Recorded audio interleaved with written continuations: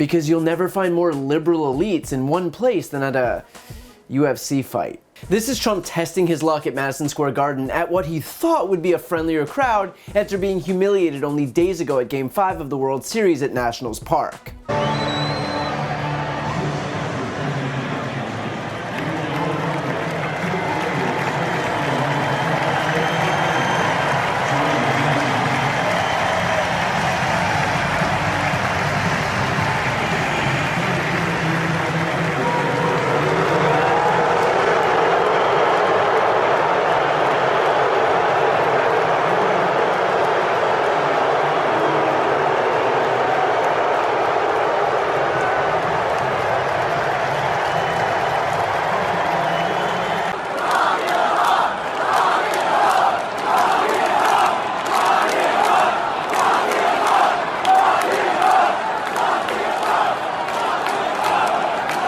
And even just the airing of his campaign ad was enough to draw another round of boos during Game 7.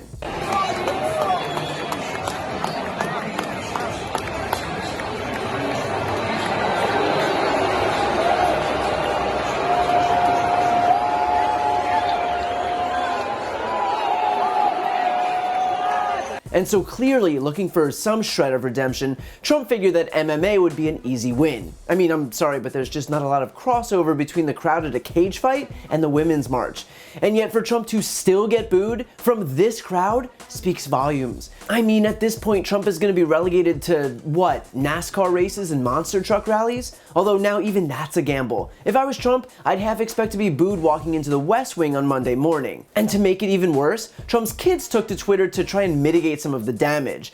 Don Jr. tweeted, "Despite the BS from Twitter, when we walked into the arena, it was overwhelmingly positive." Dana White said it was the most electrifying entrance he's seen in 25 years of doing this. And he invokes the UFC president, who has literally said that he would never say anything negative about Donald Trump.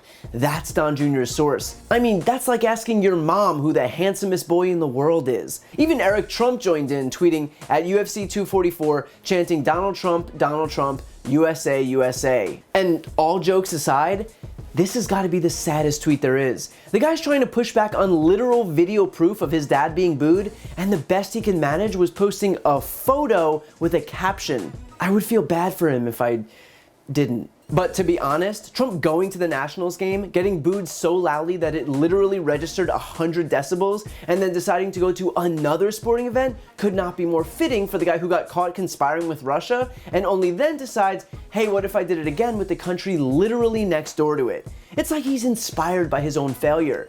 But this is symbolic of the Trump presidency. He's so desperate to prove everybody wrong, to dunk on all of his haters, that instead of just walking away from an obvious loss, Trump will dig in his heels to once and for all vindicate himself. That's why he still tweets about his, quote, landslide 2016 election win despite losing by 3 million votes. It's why he still claims that the Mueller probe was a hoax, why he still claims that his transcript with the Ukrainian president was perfect, why he still keeps showing up at sporting events despite getting booed harder than the actual visiting team.